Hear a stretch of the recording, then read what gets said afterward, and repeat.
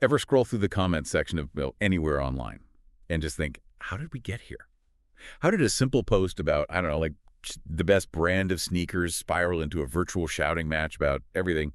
Today we're going on a deep dive into those exact kinds of questions, the ones about human nature and conflict and the role of power, by looking back at a philosopher who had some pretty strong opinions on the matter, Thomas Hobbes.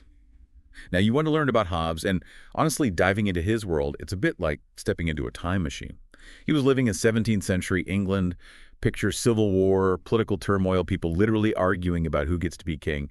Not exactly a recipe for inner peace, right? It's true. Context is key with any thinker, but especially with Hobbes. His life experiences directly fueled his rather bleak outlook on human nature. And bleak is putting it mildly. Hobbes is most famous for this idea called the state of nature.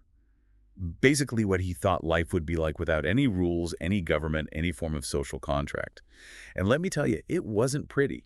He even went so far as to describe it as solitary, poor, nasty, brutish, and short. That's Yeah. intense. I mean, are we really that bad deep down? Well, Hobbes believed that at our core, humans are driven by a relentless pursuit of our own self-interest, even at the expense of others. It's not necessarily about being malicious, but rather this primal urge to survive, to gain power and security in a world that feels inherently chaotic. Okay, so I get that everyone wants to feel safe, secure. But do we really think that without rules, everything would just descend into chaos? Couldn't there be cooperation, even without some kind of Leviathan breathing down our necks? That's the question, isn't it?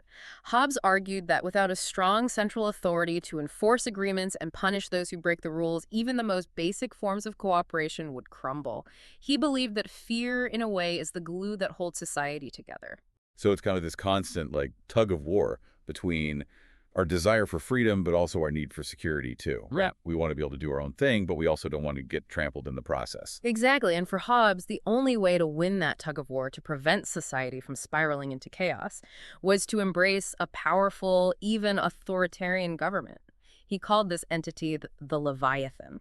Okay, so we've got to talk about this whole Leviathan thing. Mhm. It's a pretty intense image, right? Like this all-powerful sea monster that's just out there to strike fear into the hearts of anyone who steps out of line.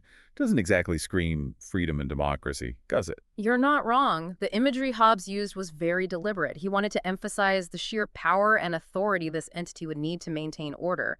But here's the thing.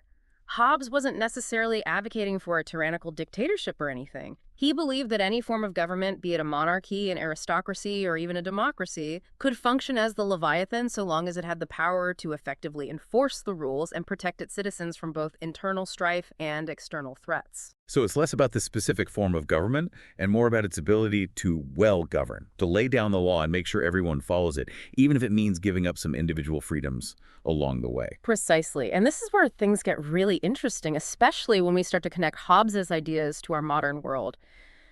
Think about the debates we have today about surveillance data privacy, the role of law enforcement. Oh, wow. These are all reflections of that fundamental tension that Hobbes identified centuries ago. How much freedom are we willing to sacrifice in the name of security? Yeah, it's like that classic trolley problem, but on a societal scale.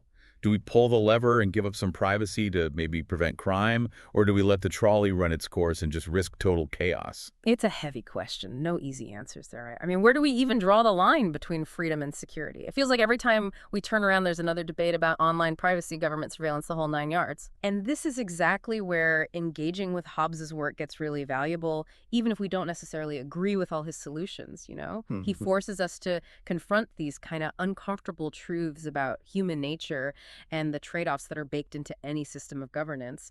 Because whether we like it or not, those tensions that he identified between individual liberty and the common good between freedom and fear, they're still shaping the world we're living in today. Okay, so no easy answers, got it. But if we're not all just aiming for some kind of like Hobbesian Leviathan 2.0, what are we supposed to actually do with these ideas? For me, it's not about embracing one extreme or the other. It's about recognizing that the conversation itself is what matters.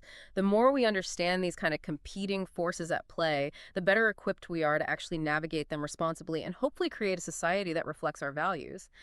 So instead of just falling back on like more control or, total freedom, we need to actually engage with these complexities, think critically about the trade-offs, and really have those tough conversations about what we're willing to give up and what we absolutely won't compromise on. Exactly. And those conversations need to happen at every level, right? From our personal relationships to the way we structure our political systems. It's about finding that balance, that sweet spot where individual freedoms are respected, but not at the expense of the collective good. It sounds like Hobbes might not have been too optimistic about our ability to actually get there, but I'm going to hold out hope. As we should, because the alternative, a world where those really fundamental questions of power, freedom, and security are just ignored, that's a recipe for chaos that no one wants to see. Well said. And on that note, we're going to leave you with this thought. If you had the power to design a system, a social contract, how would you balance the need for both freedom and security? What would your version of a Leviathan look like? It's a question that's challenged philosophers for centuries, and it's one that each of us has to grapple with as citizens of this messy, complex, and always evolving world. Thanks for joining us on this deep dive. Keep those brain gears turning, and we'll catch you on our next exploration of the big ideas shaping our world.